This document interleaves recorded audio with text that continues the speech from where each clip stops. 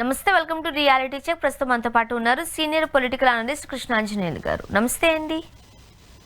నమస్తే స్వర్ణ గారు. సార్, ప్రస్తుతానికి ఏపీలో టీటీడీలో మరో స్కామ్ బట్టబయలైంది. 100 రూపాయలు కూడా విలువ చేయని కండువాలను 1400 రూపాయలకు టీటీడీకి అంటగడుతున్నారు అని చాలా హాట్ టాపిక్గా డిస్కస్ చేస్తున్నారు. మీరేమంటారు? స్వర్ణ గారు, బాధాకరమైనటువంటి విషయం ఏమిటి అంటే, తిరుమల తిరుపతి దేవస్థానం అనేటువంటిది ఒక పవిత్రమైనటువంటి దేవాలయం. ప్రపంచవ్యాప్తంగా కోట్లాది మంది భక్తులు తిరుమల తిరుపతి దేవస్థానానికి వస్తారు. అనేక మంది అంటే పేదల దగ్గర నుంచి ధనవంతుల వరకు అందరూ కూడా వాళ్ళ హుండీలో వాళ్ళ తాహత కొద్దీ సమర్పించుకుంటా ఉంటారు. ఆపద మొక్కులు వాడని తమ సమస్యలన్నీ తీరుస్తారని కూడా ఆ దేవుడి మీద నమ్మకంతో అన్ని దేశాల నుంచి వచ్చేటువంటి వాళ్ళు, ఇతర రాష్ట్రాల నుంచి వచ్చేటువంటి వాళ్ళు అందరూ ఉంటారు.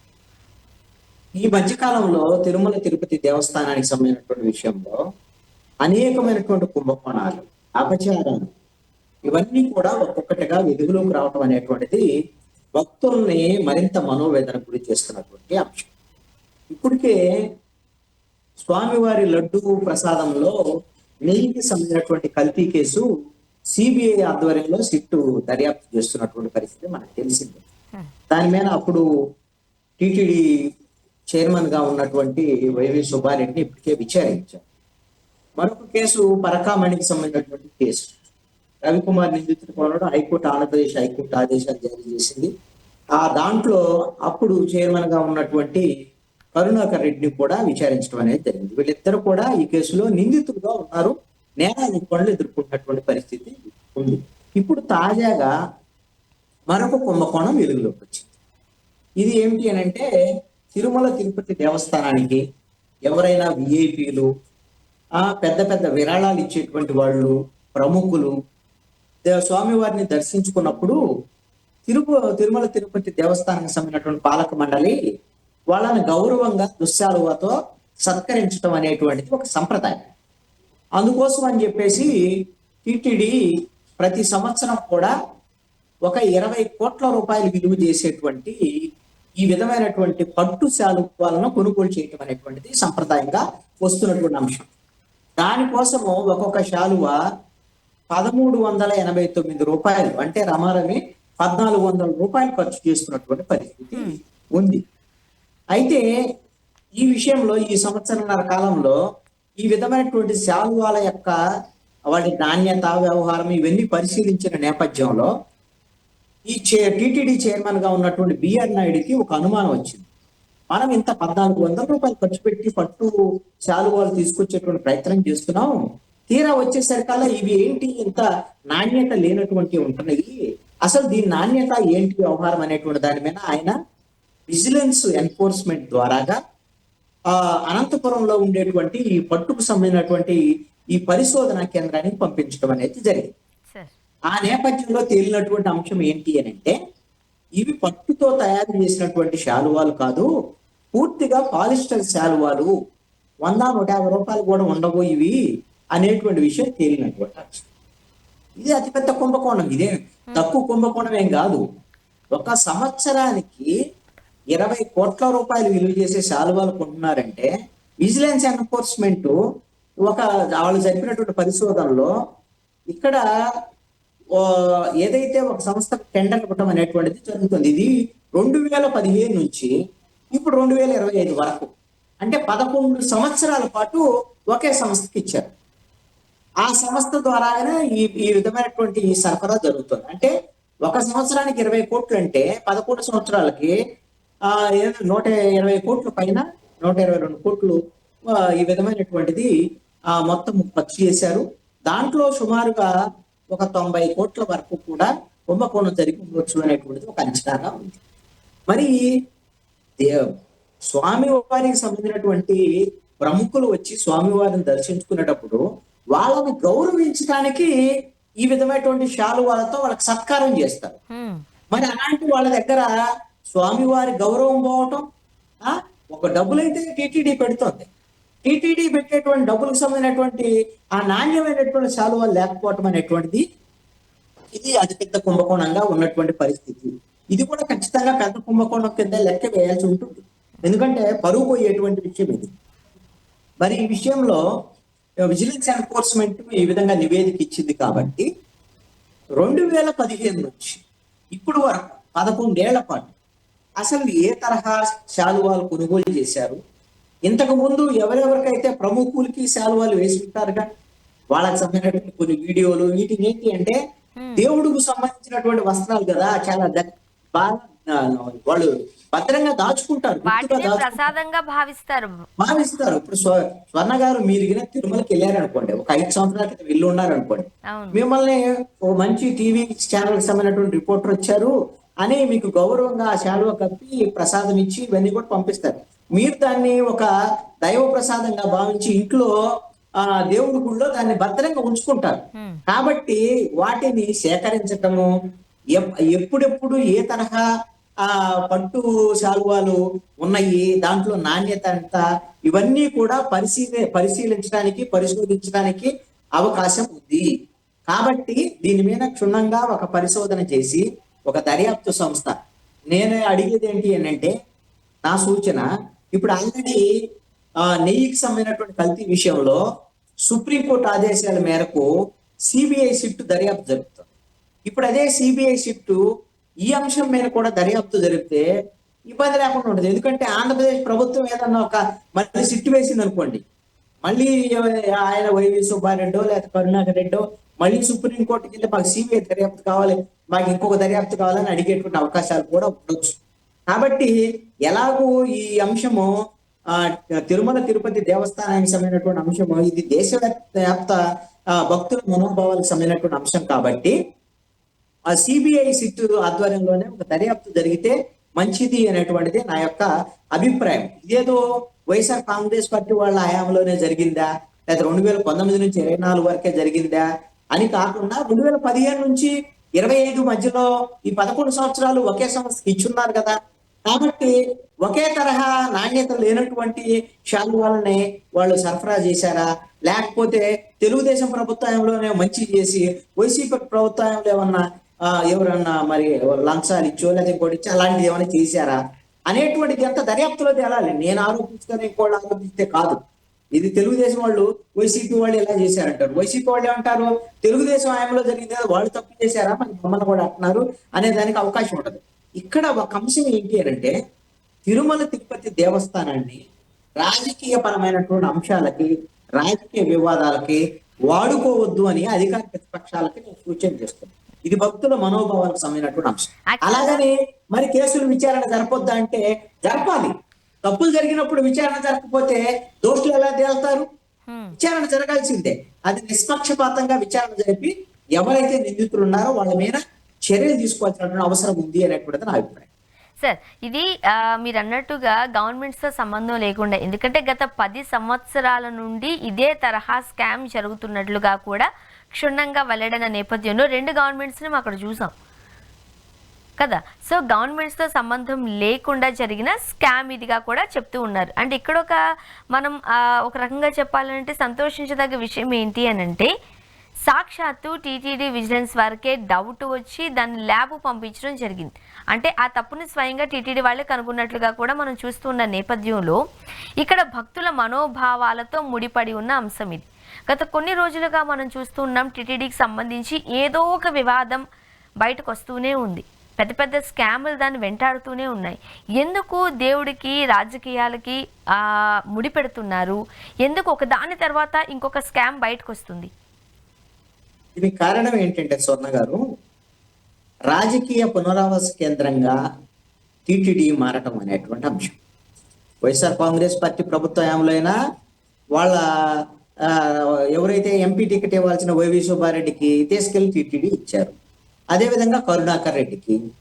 ఆ విధంగా ఇప్పుడు తెలుగుదేశం వచ్చింది. తెలుగుదేశం కూడా వాళ్ళు కూడా రాజకీయ పునరావాస కేంద్రంగానే దీన్ని మార్చి తెలుగుదేశంగా అనుకూలంగా ఉండేటువంటి వాళ్ళకి వీళ్ళు కూడా ఇచ్చారు. 2014 నుంచి 19 మధ్యలో కూడా అప్పుడు పుట్టా సుధాకర్ యాదవ్, ఆయన కూడా తెలుగుదేశం పార్టీ నాయకుడే. ఆయనకి రాజకీయ పునరావాస కేంద్రమే కదా ఇదంతా కూడా.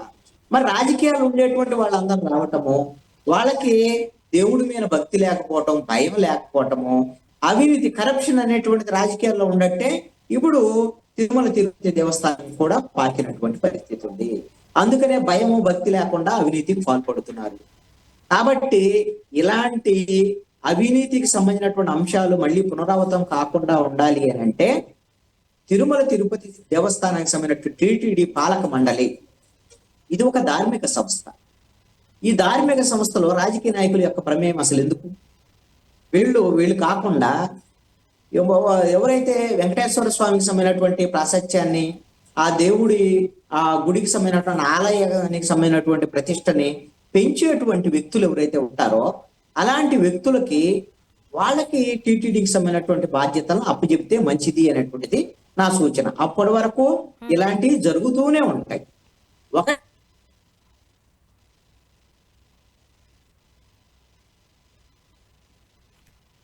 సార్ ఇప్పుడు వినపడుతున్న వినపడుతుందండి, ఇప్పుడు 3 అంశాలు మనం మాట్లాడుకుని ఇప్పుడు 3 కుంభకోణాలు జరుగుతున్నటువంటి దర్యాప్తుకు సంబంధించినటువంటి అంశాలు ఉన్నాయి.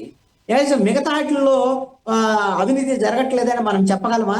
లడ్డూ ప్రసాదంలో వాడేటువంటి మిగతా పదార్థాలు ఏవైతే ఉన్నాయో దాంట్లో వాడేటువంటి ఇతర వస్తువులు, వాటికి సంబంధించినటువంటి వాటి కొనుగోలు విషయాల్లో కానివ్వండి, అదేవిధంగా అన్నప్రసాదానికి సంబంధించినటువంటి విషయాల్లో కానివ్వండి, ఇవన్నిటి విషయాల్లో అసలు కొనుగోలుకు సంబంధించినటువంటి అన్నిట్లో కూడా ఈ పర్చేజ్ కమిటీ అనేటువంటి దాంట్లో మెంబర్లుగా ఉండటానికి పోటీ పడతారు. మాకు కావాలి అని. ఎందుకు? దాంట్లో డబ్బులు వస్తాయి, కమిషన్లు వస్తాయి. ఉప్పు దగ్గర నుంచి, పప్పు దగ్గర నుంచి ఏం కొన్న కమిషన్లు వస్తాయి. మరి ఇవన్నీ తీసుకునేటువంటి వాళ్ళు ఇప్పుడు నెయ్యిలో కమిషన్ల కోసం అని వాళ్ళు ఇష్టం వచ్చినట్టుగా పాలు లేకపోయినా పర్వాలేదు డైరీలో మీరు నెయ్యి సరఫరా చేయండి అని నిబంధనలు తిలోదకాలు ఇచ్చి చేసినందువల్ల ఏమైంది? కల్తీ నెయ్యి వచ్చింది. ఆ కల్తీ నెయ్యి ఇప్పుడు అపచారం మొత్తం ఆటినే వినియోగించారు అనేటువంటిది అక్కడ ఇంతకుముందు జనరల్ మేనేజర్ గా ఉన్నటువంటి సుబ్రహ్మణ్యం ఇప్పుడు పోలీసులు దర్యాప్తులో చెప్పినటువంటి మాట. అంటే కల్తీ నెయ్యి వాడారు. ఇప్పుడు జగన్మోహన్ రెడ్డి మొన్న ప్రెస్ మీట్ లో ఏం చెప్పాడు? మొత్తం కల్తీ నెయ్యి అనేటువంటిది వాడటం ఉండదు. వైసీపీ మా ప్రభుత్వంలో 18 ట్యాంకర్లు మేము ఇనికి పంపించాం. తెలుగుదేశానికి సంబంధించినటువంటి ప్రభుత్వంలో 15 ట్యాంకర్లు ఎనికి పంపించాం. ఇది ఒక సిస్టమ్. దీంట్లో ఎక్కడా కల్తీ నెయ్యి వాడకం ఉంటది లేదు అని చెప్పాడు. మరి తీరా వచ్చేసరికల్లా మరి ఆయన జనరల్ మేనేజరు సుబ్రహ్మణ్యం చెప్పినటువంటి అంశం ఏంటి? మేము వైవి సుబ్బారెడ్డిని అడిగి దీనికి సంబంధించినటువంటి టెస్టులకు సంబంధించినటువంటి ఇది పంపుతున్నాం కదా, దీన్ని వాడాలా అక్కర్లేదంటే వాడేసేయండి అని చెప్పాడు. తీరా బెంగళూరు టెస్టులకి వెళ్ళి వచ్చిన తర్వాత 3 నెలలు పట్టింది. అవి వచ్చేసరికల్లా అది కల్తీ అని చెప్పారు. అప్పటికే వాడేసాం, లడ్డు ప్రసాదం కూడా పంపిణీ కూడా జరిగిపోయింది అని. మరి ఈ విషయం ఎలా అని అంటే నువ్వెవరికి చెప్పమాకు అవసరం లేదులే ఇది అని చెప్పారు. అంటే అంత తేలిగ్గా తీసుకున్నారు అని అంటే జగన్మోహన్ రెడ్డి కూడా పరకామణి కేసు ఏముంది? ఒక $9 ఏదో 70,000 అన్నట్టు ఆయన నోటుకొచ్చినాయనే మాట్లాడారు. ఇప్పుడు హైకోర్టు ఏం చెప్పింది? చిన్న కేసు అయితే మళ్ళీ కేసు విచారించండి, ఆ రవికుమార్ మీద ఎఫ్ఐఆర్ కట్టండి, మొత్తం అతని ఆస్తులకు సంబంధించినటువంటి మొత్తం విచారణ జరపండి, ఏసీబీ కేసు, సిఐడి కేసు మొత్తం విచారణ జరపండి అని వాళ్ళు చెప్తే హైకోర్టు అదే ఉంది చిన్న కేసు అని అంటాడు. అంటే వీళ్ళకి సీరియస్నెస్ అనేది లేదు, భక్తుల మనోభావాలను గౌరవించేటువంటి పరిస్థితి వైవి సుబ్బారెడ్డికి లేదు, ఇటు జగన్మోహన్ రెడ్డికి లేదు, కర్ణాటక రెడ్డికి లేదు అనేటువంటి అర్థం అవుతుంది. ఇప్పుడు శాలువాలకు సంబంధించినటువంటి వ్యవహారంలో అటు తెలుగుదేశం ప్రభుత్వం నుంచి ఇప్పుడు వైసీపీ ప్రభుత్వం నుంచి మొత్తము ఈ ఒకే కంపెనీకి సంబంధించినటువంటి వాళ్ళు సరఫరా చేశారు. కాబట్టి మరి అప్పటి నుంచి ఇప్పటి వరకు 11 ఏళ్ళు నాణ్యత లేనటువంటి ఈ శాలువాలు సరఫరా చేశారా లేదా అనేటువంటి విషయం దర్యాప్తులో చాలా తేలాల్సినటువంటి అంశం. మరి ఇవన్నీ ఒకటికొకటి బయటపడుతూ పోతుంటే మరి ఎన్నైనా వస్తాయి ఇలాంటి. ఇప్పుడు దొరికితేనే దొంగ, దొరకని వాళ్ళు కామ్గా ఉంటారు. దొరికేంత వరకు ఇప్పుడు రాజకీయం ఎందుకు అని అంటే మరి తప్పులు చేసిన తర్వాత విచారణ జరగొద్దా, దర్యాప్తు చేయొద్దా, దొంగలను పట్టుకోవద్దా, తప్పు చేసినటువంటి వాళ్ళు శిక్షించొద్దా? శిక్షించాల్సిందే కదా. మరి రాజకీయం చేస్తున్నారు అనేటువంటి మాట ఎందుకు వస్తుందని ఫేస్ చేయాలి ఖచ్చితంగా. ఇప్పుడు వైవి సుబ్బారెడ్డి కదా అడిగింది, మాకు సిబిఐ దర్యాప్తు కావాలన్నాడు, సుప్రీంకోర్టుకి వెళ్ళాడు. సిబిఐ దర్యాప్తు వేసింది సుప్రీంకోర్టు, దాన్ని ఫేస్ చేయాలి కదా. అంతేగాని రాజకీయం అంటే ఎట్లా కుదురుతుంది? చూడాలి సార్. అండ్ ఇంకొకటి, సునీత గారి దాని మేరకు వివేక గారి హత్య కేసులో లోతుగా దర్యాప్తు చేయాలి అంటూ కూడా సిబిఐ కోర్టు ఆదేశించడం జరిగింది. ఎలా చూడాలంటారు? అంటే ఇయర్స్ వెళ్ళిపోతూ ఉన్నాయి కానీ ఎప్పటి వరకు ఆ కేసుకు సంబంధించి కొలిక్కి వచ్చే అవకాశం కనిపిస్తుందా లేదా? ఇక్కడ వివేకానంద రెడ్డి హత్య కేసుకు సంబంధించి సిబిఐ కోర్టు సునీత వేసినటువంటి పిటిషన్ మీద ఎస్. ఇచ్చినటువంటి తీర్పు ఏంటంటే ఆవిడ అడిగినటువంటి విధంగా పూర్తి స్థాయి మళ్ళీ పునర్విచారణకి కోర్టు ఆదేశించి ఉండలేదు. మరి ఏమిచ్చింది అని అంటే రెండు ప్రధానమైనటువంటి అంశాలని వీటిల్లో కూలంకుషంగా దర్యాప్తు జరపండి అని కోర్టు ఆదేశించింది. ఒకటి ఏంటి అంటే అర్జున్ రెడ్డి అనేటువంటి వ్యక్తి, ఇతను ఇప్పుడు ఈ కేసులో నిందితుడిగా ఉన్నటువంటి భాస్కర్ రెడ్డి సోదరుడు ప్రసాద్ రెడ్డి అదే ప్రకాష్ రెడ్డి మనవడే ఇతను. అదే విధంగా ఇంకొకతను కిరణ్ యాదవ్, ఇతను అదే విధంగా ఈ కేసులో నిందితుడుగా ఉన్న సునీల్ యాదవ్. వీళ్ళిద్దరి మధ్య అంటే కిరణ్ కు సునీల్ యాదవ్ మధ్య జరిగినటువంటి వాట్సాప్ సంభాషణలు ఏమిటి, వాళ్ళిద్దరి మధ్య జరిగినటువంటి విషయాలు ఏమిటి, అదే విధంగా ఈ విధమైనటువంటి కిరణ్ యాదవ్ అదే విధంగా అర్జున్ రెడ్డి వీళ్ళిద్దరి మధ్య జరిగినటువంటి సంభాషణలు ఏమిటి అనేటువంటి దాని మీద ఎందుకు ఇవి అడిగారు కోర్టు ఈ విచారణ జరపమన్నారంటే, ఈ హత్య 2019 మార్చి 15వ తేదీన జరిగితే ఆ రోజున తెల్లవారుజామున అంటే అర్ధరాత్రి కింద 1:42 ఈ కిరణ్ యాదవ్ అనేటువంటి వ్యక్తి ఇటు సునీల్ యాదవ్కి అదే విధంగా అర్జున్ రెడ్డికి మెసేజ్లు పంపించాడు. అర్జున్ అన్న వివేక సార్ చనిపోయాడు అని ఇలాంటి మెసేజ్లు పంపాడు. అంటే ఇది బయట ప్రపంచానికి ఎప్పుడు తెలుసు?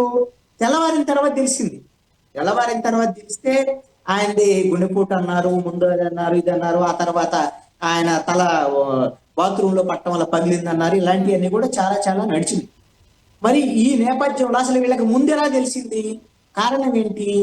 దీనికి సంబంధించినటువంటి వివరాలకు సంబంధించినటువంటి దర్యాప్తు చేసి త్వరితగతిన ఈ దర్యాప్తుకు సంబంధించినటువంటి వివరాలను కోర్టుకు సమర్పించమని కోర్టు ఆదేశించింది. కానీ సునీత రెడ్డి అడిగినటువంటి అంశం ఏంటంటే, అజయ్ కల్లాంని సిబిఐ విచారించిన సందర్భంలో అజయ్ కల్లాం అంటే ప్రభుత్వ సలహాదారుగా ఉన్నటువంటి అజయ్ కల్లాం ఒక విషయం చెప్పాడు. ఆ రోజున తెల్లవారుజామున అంటే ఉదయం 5 గంటలకే జగన్మోహన్ రెడ్డి దగ్గరికి వెళ్ళినప్పుడు, జగన్మోహన్ రెడ్డి ఒక మీటింగ్ గురించి వెళ్ళినప్పుడు జగన్మోహన్ రెడ్డి పైకి వెళ్ళి ఇంట్లోకి దిగి వచ్చి వివేక బాబాయ్ చనిపోయాడు అనేటువంటి విషయాన్ని చెప్పాడు మాకు అని ఈ అజయ్ కల్లాము సిబిఐ విచారణలో చెప్పాడు. అంటే ఈ విధంగా జగన్మోహన్ రెడ్డికి ఎలా తెలిసింది, ఎవరు ఫోన్ చేసి చెప్పారు, మరి చనిపోయాడు అనేటువంటిది అంతకుముందు ఎవరైతే భారతీ రెడ్డికి సంబంధించినటువంటి పిఏకి ఫోన్ చేసి చెప్పారు అనేటువంటిది ఆ సమాచారం ఆవిడ జగన్మోహన్ రెడ్డికి చెప్పారని, జగన్మోహన్ రెడ్డి అజయ్ కల్లాంకి చెప్పారు. ఇవన్నీ దర్యాప్తు చేస్తే అసలు పునర్విచారణ జరిగితే ఈ కేసులో అవినాష్ రెడ్డి అదే విధంగా జగన్మోహన్ రెడ్డి కుటుంబీకుల పాత్ర ఇవన్నీ బయటకు వస్తాయి అనేటువంటిది సునీత రెడ్డి యొక్క పిటిషన్ యొక్క సారాంశం కోర్టు ముందు. కానీ సునీత రెడ్డి వేసినటువంటి పిటిషన్ అనుగుణంగా కోర్టు తీర్పు అయితే రాలా. ఇప్పుడు పాక్షికంగా కిరణ్ యాదవ్ అదేవిధంగా అర్జున్ రెడ్డికి సంబంధించినటువంటి అంశాల వీటికి సంబంధించినటువంటి వ్యవహారం మాత్రమే విచారణ చేయమని చెప్పింది. కాబట్టి మళ్ళీ ఏమైనా ఇంతవరకు విచారణ జరిగిన తర్వాత ఇంకా ఏమైనా అదనపు విచారణ కావాలని ఏమన్నా సునీత రెడ్డి కోరతారా? లేదు అని అంటే కోర్టు ఇంకా విచారణ ముగిసింది, అవసరం లేదని మరి కోర్టు ఈ కేసుకు సంబంధించినటువంటి విషయంలో సిబిఐ దర్యాప్తును ముగిస్తే కోర్టులో విచారణలు ప్రారంభమవుతాయి అనేటువంటిది భవిష్యత్తులో చూడాల్సినటువంటి అంశం. ఓకే. అండ్ మరొకటి సార్, చంద్రబాబు నాయుడు గారు మంత్రులకు, కార్యదర్శులకు వాళ్ళ పనితీరు ఆధారంగా ర్యాంకింగ్స్ ఇవ్వడం జరుగుతుంది. ఈ ర్యాంకింగ్ విధానం గురించి మీ అభిప్రాయం ఏంటి? ఇప్పుడు ముఖ్యమంత్రి టీం లీడర్, మంత్రులందరూ కూడా ఆ టీం మెంబర్స్ గా ఉంటారు. అంటే ఈ ప్రభుత్వము ప్రజలు ఏదైతే నమ్మకంతో ఈ ప్రభుత్వాన్ని గెలిపించారో, కూటమికి 164 సీట్లు ఇచ్చి గెలిపించారు. అంటే ప్రజలు ఎంతో నమ్మకం పెట్టుకొని ఈ ప్రభుత్వానికి అవకాశం ఇచ్చారు. మరి అలాంటప్పుడు ఈ ప్రభుత్వము ప్రజల నమ్మకాన్ని నిలబెట్టేటువంటి విధంగా ప్రజలకు అవసరమైనటువంటి సేవలని, ప్రజా సమస్యల పరిష్కారం దిశగా ప్రభుత్వము చిత్తశుద్ధితో పనిచేయాల్సినటువంటి బాధ్యత ఈ ప్రభుత్వం మీద ఉంటుంది. మరి ఇప్పుడు 1.5 సంవత్సరం అయింది కదా ప్రభుత్వం వచ్చి, మరి ప్రభుత్వ పనితీరు ఎలా ఉంది ఏమిటి అని ఎప్పటికప్పుడు సమీక్షించుకోవడం మంచిది. వీళ్ళకి 5 ఏళ్ళు అవకాశం ఇచ్చారు. 5 ఏళ్ళు అవకాశం ఇచ్చారు కానీ హాయిగా వీళ్ళు ఇష్టం వచ్చినట్టు పని వీళ్ళు చేసుకుంటే వెళ్ళి ప్రజల్లో అసంతృప్తి ఉంటే వాటిని పట్టించుకోకుండా ఎక్కడన్నా ఎవరన్నా ఇక్కడ తప్పు ఉంది ఇక్కడ పొరపాటు ఉంది అని ఏమన్నా విమర్శ చేస్తే వాళ్ళ మీద కేసులు పెట్టి ఒకవేళ అలా చేస్తూ ప్రభుత్వం కింద వెళితే వైఎస్ఆర్ కాంగ్రెస్ పార్టీకి ఏ విధంగా అయితే 2019లో 151 సీట్లు ఇచ్చి ప్రజలు 2024 వచ్చేసరికల్లా ఆ ప్రభుత్వాన్ని పూర్తిగా ప్రతిపక్ష హోదా కూడా లేకుండా 11 సీట్లకు పరిమితం చేసినటువంటి అనుభవం ఇప్పుడు ఈ కూటమికి కూడా తెలిసి వచ్చింది. కాబట్టి మనం ఇష్టం వచ్చినట్టుగా మన దాంట్లో మన పరిపాలన చేసుకుంటూ వెళ్తే ప్రజలకైనా సంతృప్తిగా లేకపోతే ప్రజల నుంచి వ్యతిరేకత వస్తే మళ్ళీ మనల్ని కూడా వైసీపీ తరహాల్లో మూలన కూర్చోబెడతారనేటువంటి భయం పట్టుకున్నది చంద్రబాబు నాయుడు. అందుకోసమనే ఆయన ఎప్పటికప్పుడు సమీక్షించుకునేటువంటి ప్రయత్నం ప్రభుత్వ పనితీరుని. అందుకోసమనే ఈ మంత్రులకి ర్యాంకింగ్ ఇచ్చేటువంటి విధానాన్ని ప్రవేశపెట్టారు. ఇది ఎందుకు అసలు ఈ ర్యాంకులు ఎందుకు అని అంటే వాళ్ళ దగ్గరకు వచ్చేటువంటి ఫైల్స్ ఏంటి అంటే కొన్ని చట్టాలకు సంబంధించినటువంటి వ్యవహారం, కానీ ఏ చట్టాలు చేయాలి, లేకపోతే ఏం ప్రజలు ఏం కోరుకుంటున్నారు, ఎలాంటి నిర్ణయాలు తీసుకోవాలి, వీటికి సంబంధించినటువంటి నిర్ణయాలకు సంబంధించినటువంటి ఫైల్స్ దస్తరాలు మంత్రి దగ్గరకు వస్తాయి.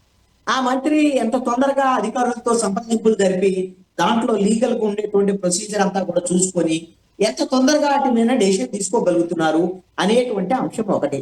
రెండోది తన శాఖలో ప్రజల కోరికకు అనుగుణంగా ప్రజా సమస్యలని త్వరితగతిన పరిష్కరిస్తున్నారా లేదా, ప్రజలకు దగ్గరగా ఉంటున్నారా లేదా, ఇవన్నీ అంశాల మీద ఆధారంగా ర్యాంకులు ఇచ్చినటువంటి పరిస్థితి ఉంది. దీని ద్వారా ఏంటంటే మంత్రులు వేగవంతంగా పనిచేయడానికి అవకాశం ఉంటది, ప్రజా సమస్యలు ఏమొస్తున్నాయో తెలుసుకోవడానికి అవకాశం ఉంటది. ఒక మంత్రికి ఇంకొక మంత్రి మధ్య పోటీ ఉండి నేను బాగా పనిచేయాలి అనేటువంటి విధంగా తన పనితీరును మెరుగుపరుచుకునేటువంటి అవకాశం మంత్రుల వైపు ఉండేదానికి అవకాశం ఉంటుంది. అందుకోసమనే ఒక టీం లీడర్ గా ఈ ర్యాంకులు ఇచ్చేటువంటి విధానాన్ని ముఖ్యమంత్రి చంద్రబాబు నాయుడు ప్రవేశపెట్టారు. ఇది రెండవసారి ర్యాంకుల ప్రకటన. ఈ ఏడాది ఫిబ్రవరిలో ఒకసారి ప్రకటించాడు. అప్పుడు దీంట్లో ఈ ర్యాంకుల్లో చంద్రబాబు నాయుడు కూడా ఉంటున్నారు.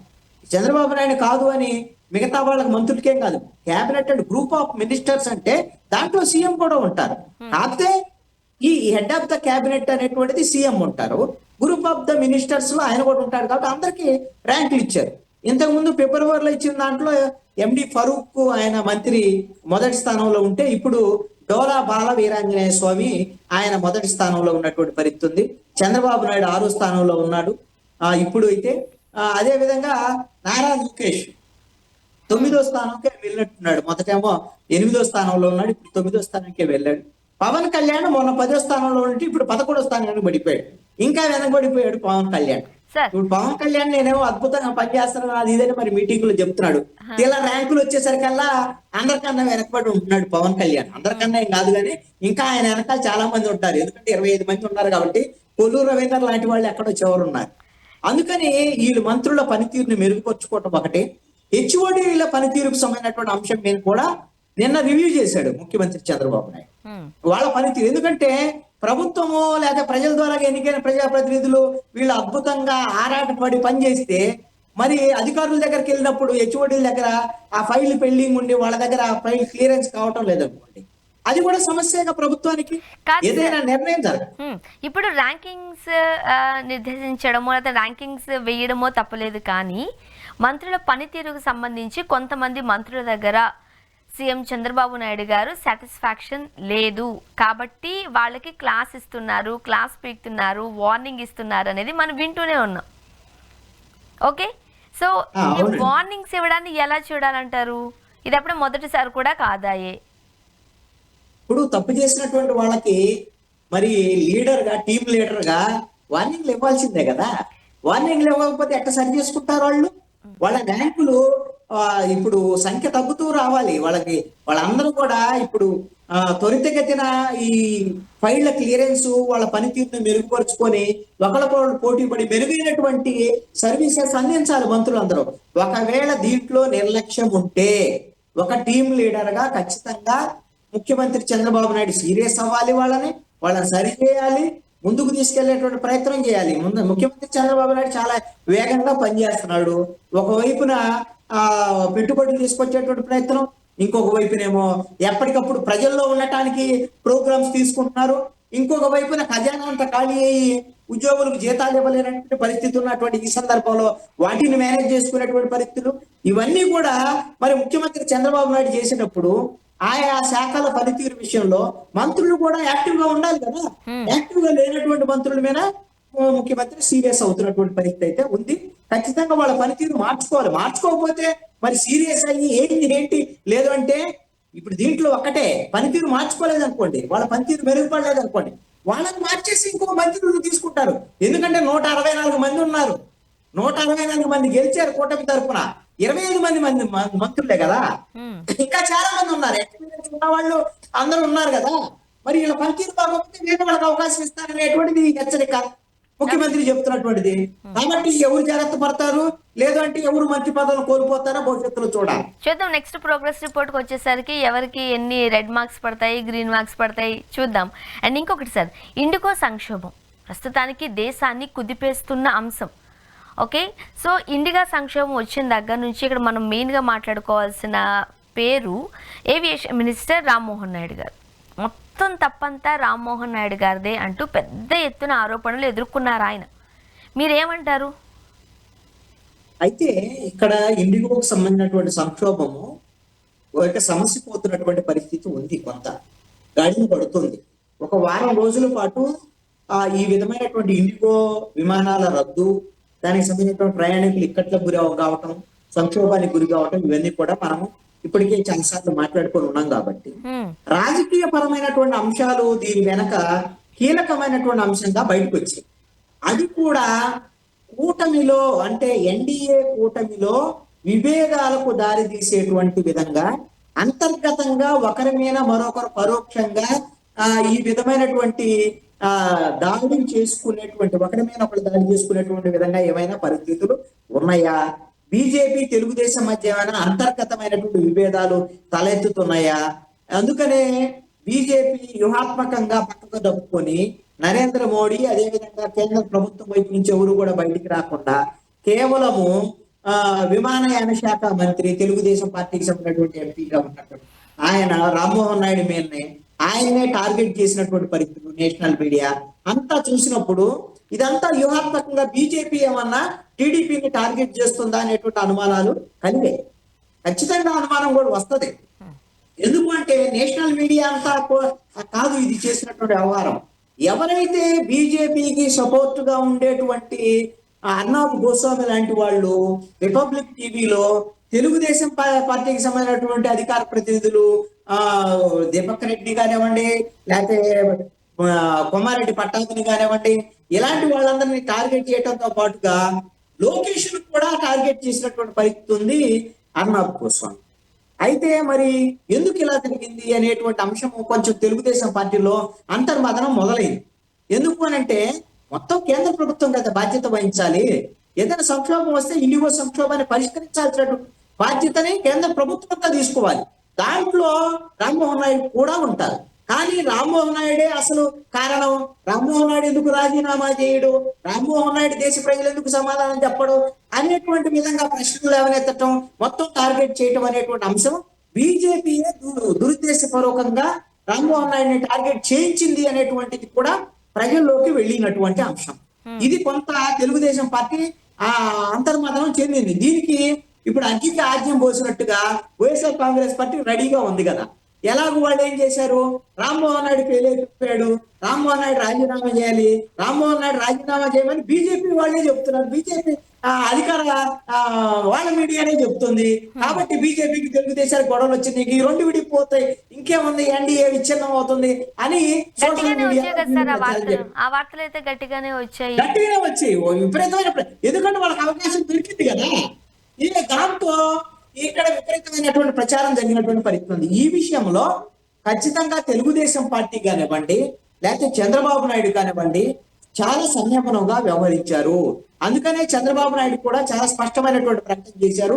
ఇండిగోకు సంబంధించినటువంటి సంక్షోభం కేంద్ర పరిధిలో అనేటువంటి అంశం, కేంద్ర ప్రభుత్వమే ఈ సంక్షోభ పరిష్కార దిశగా ప్రయత్నాలు చేస్తుంది. ఆంధ్రప్రదేశ్ ఎలాంటి సమీక్షలు చేయటం లేదు, రివ్యూలు చేయటం లేదు. మా ఎంపీ కేంద్ర ప్రభుత్వంలో ఉన్న కేంద్ర ప్రభుత్వానికి సంబంధించినటువంటి బాధ్యుడు ఆయన అనేటువంటి విషయాన్ని ఆయన చెప్పారు. అంటే ఒక క్లియరెన్స్ ఇచ్చారు. అదేవిధంగా రామ్మోహన్ నాయుడు కూడా ఈ సంక్షోభ పరిష్కారం దిశగా ఇప్పుడు అర్నాబ్ గోస్వామి అడిగినట్టుగా ఎందుకు రాడు నా డిబేట్ కి, నా ఛానల్కి రమ్మనండి, స్టూడియోకి రమ్మనండి, నేను ఫోన్ చేస్తే ఫోన్ ఎత్తట్లేదు, ఫోన్ స్విచ్ ఆఫ్ చేశాడు, రామ్మోహన్ నాయుడు రాజీనామా చేయాల్సింది ఇలా అని చాలా ఆయన కేకలేసాడు. ఇప్పుడు మనం జర్నలిస్టులుగా మనము రాజకీయ నాయకుల్ని ప్రభుత్వాలను ప్రశ్నించవచ్చు, కానీ ప్రభుత్వాలు సమాధానం చెప్పాల్సింది ఎవరికి? ప్రజలకి. టీవీ స్టూడియోకి వచ్చి మాత్రమే సమాధానం చెప్పాలని ఏమి లేదు. అందుకనే రామ్మోహన్ నాయుడు రాజ్యసభకి వెళ్ళాడు, అదే విధంగా లోక్సభకి వెళ్ళాడు.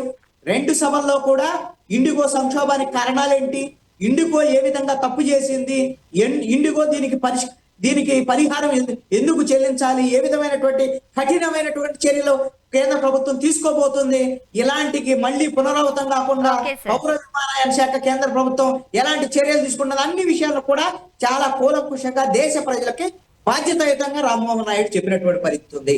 అలాగని ఈ సంక్షోభం మొత్తం పరిష్కారం అయిపోయింది, ఇంకేమి ఇబ్బంది లేదు అనుకోవాల్సిన పని లేదు. ఖచ్చితంగా ఇండిగో దురుద్దేశపూర్వకంగా ఇదంతా సంక్షోభాన్ని కృత్రిమంగా సృష్టించింది.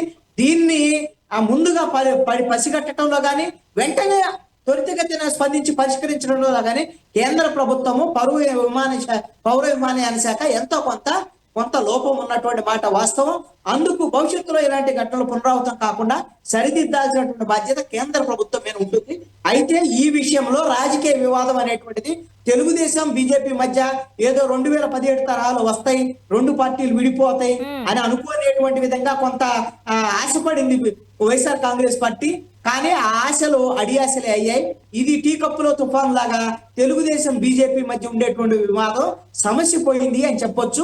ఇండిగో సంక్షోభం కూడా కొద్ది రోజుల్లో పూర్తి స్థాయిలో ఈ సంక్షోభ పరిష్కారం దిశగా కేంద్ర ప్రభుత్వం ప్రయత్నం చేస్తుంది. చూద్దాం సార్ ఏం జరగబోతుంది. థ్యాంక్ యూ సో మచ్ అండి, మీ అభిప్రాయాలు పంచుకున్నారు. Thank you sir. ఇది వాళ్ళ రియాలిటీ చెక్. Stay tuned.